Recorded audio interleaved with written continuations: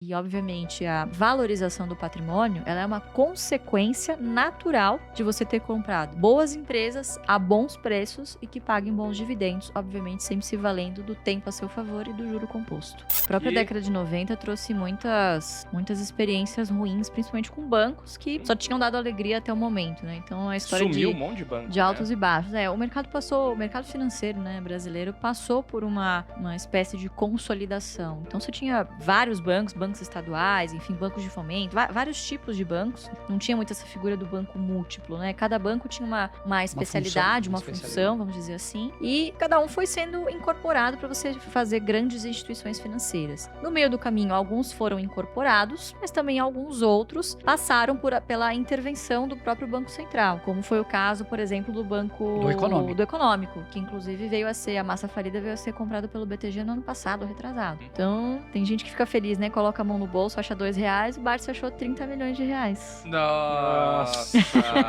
que beleza. Tinha ações lá do Banco Econômico que estavam tidas como perda total. A massa falida foi comprada pelo BTG. E aí agora vale alguma coisinha. Aquela tia que guardava dólar dentro do livro. Muito. Loucura. Do lado ali E do não maleiro, do lado do ou alguém revólver. doava o livro depois. Tem uma história que eu gosto muito que é na década de 80, finalzinho de 70, início da de 80, que foi o início da relação do Barsi com a Klabin, que é uma das empresas mais antigas da carteira, uma das maiores posições, enfim. O Barsi, enfim, era operador e era muito comum que na época os próprios controladores, enfim, usassem as estruturas das corretoras para operar para si mesmo ou para operar para a tesouraria da empresa, enfim. Então, ele foi contratado por um dos diretores lá dos membros da família da Klabin, há muitos anos atrás, enfim, na década de 80. E ele também começou a ser acionista, começou a ter contato com a empresa. Poxa, que empresa legal, perene, né? Muitos anos, uma atividade bastante longeva, enfim. Começou a comprar ações. E aí, um belo dia, ele foi receber um dividendo, tal, na empresa. Naquela época, você picotava o dividendo e ia receber. Se você não fosse picotar o dividendo e receber, você não caía na sua conta corrente. Não tinha essa mamata que tem hoje. Era muito mais difícil. E aí, ele tava por lá, tal, e, um dos diretores passou por ele, o Dr. Cherkassky, que era, um cara muito respeitado na empresa até hoje.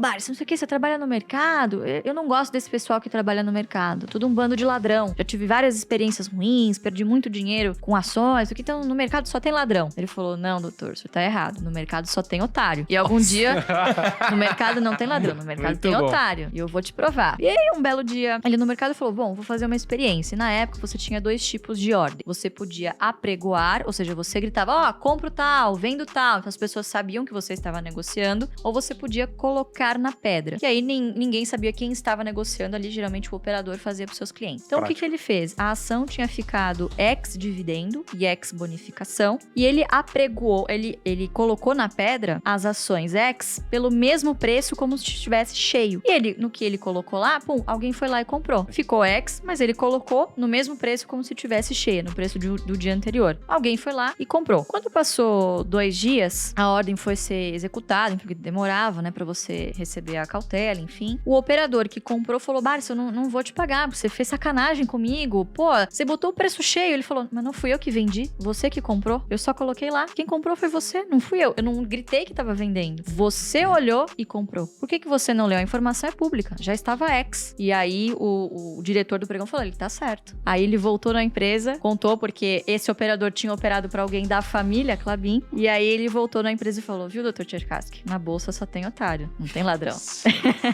Isso é uma lição muito valiosa, porque você vê, a informação era pública. Só se vale das informações públicas quem vai atrás da informação. E isso é uma lição muito presente até nos dias de hoje, porque hoje é ao contrário, na época a informação era escondida. Hoje é tanta informação à disposição que a dificuldade é justamente como filtrar. Nossa, o que é importante você ler. Exatamente o que você falou. Hoje a gente tem tanta possibilidade. Você pode realmente pesquisar sobre o que você quiser. Primeiro que isso gera uma preguiça, né, na pessoa. A pessoa hoje tem tudo na mão, ela não faz isso. E também gera uma confusão de escolher quem que é o porta-voz que pode te passar isso, né? Fora que a gente não tá nem falando, tipo assim, o Google tem essa informação. O RI das empresas, o tá lá site aberto, oficial da escancarado. empresa, tá lá falando do que a empresa tem. Você vai comprar uma televisão na Black Friday, você vai fazer aquela pesquisa, perde um tempão no preço, você vai nas especificações da televisão. Você lê os reviews, que estão falando da televisão. Review, tal. A pessoa vai comprar uma ação, não faz nem 1% disso, isso é sabido. Agora, você já leu o estatuto de uma empresa, por exemplo? Estatuto de uma empresa, geralmente é um É um documento de 15 folhas, 20 páginas, né? No máximo. No máximo. Você bate o olho lá, vai lendo. E ali tem algumas informações que são fundamentais para você que está embarcando na sociedade daquela empresa. Você não está simplesmente comprando ação, você está se tornando sócio. Então, você precisa saber quais direitos você, como sócio, tem. Eu sou detentor de uma ação preferencial classe B, PNB. O que essa ação me dá de direito? Qual o percentual do lucro que essa empresa distribui de dividendos? E entre várias outras coisas. Mas ninguém perde tempo lendo isso. E o Barsi e tantos outros investidores do passado, exceções, é claro, se valiam muitas vezes do acesso e da leitura detalhada dessas informações para ganhar dinheiro em cima dos tais otários que ele conta ali, né? Exatamente.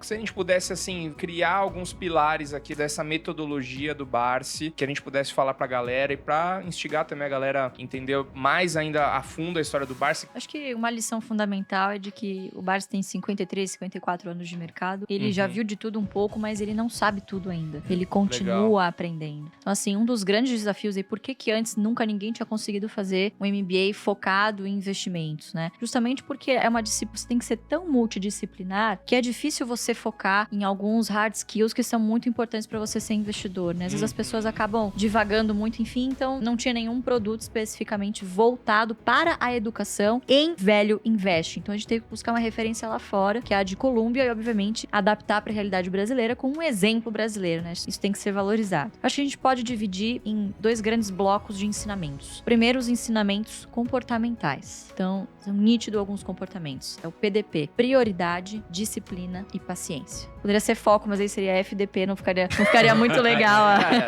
o acrônimo. E você tem um outro conjunto de princípios que são mais técnicos quando você vai buscar os tipos de empresa que você vai investir, que a gente tem o acrônimo BEST. O que as empresas BEST, as melhores, né, teoricamente para a estratégia previdenciária, têm em comum? São empresas cujas atividades são perenes, cuja capacidade de repasse inflacionário é altíssima, cuja consolidação no mercado é bastante grande, você tem muitas barreiras de entrada, às vezes o próprio mercado expulsa outros players que não são tão eficientes, então não tem espaço para muitos concorrentes no mercado, mas principalmente a perenidade. Você precisa ter empresas cujos negócios sejam consistentes. Não só os negócios, mas que as empresas tenham muitas chances de estarem aqui nos próximos 10, 20, 30, 40 anos, como acontece com o Barsi. Então são alguns pilares fundamentais e as BESTs reúnem isso. O que é BEST, né? Bancos, energia, seguro, saneamento e telecom. São aquelas atividades, você vai viajar no final do mês, quando você volta, são os boletos que você não pode deixar de pagar. E, obviamente, a valorização do patrimônio, ela é uma consequência natural de você ter comprado boas empresas a bons preços e que paguem bons dividendos, obviamente, sempre se valendo do tempo a seu favor e do juro composto. É só isso. E também a questão das ações que você fala do Barsi, e ele fala isso também lá no livro, né? Que são ações chatas, né? Vamos dizer assim, entre aspas, né? Que a galera fica procurando um negócio muito pop, muito... Cara, o que tem de legal? Não, mas essa empresa, ela, nossa, mega tecnológica. E aí ele fala assim, cara,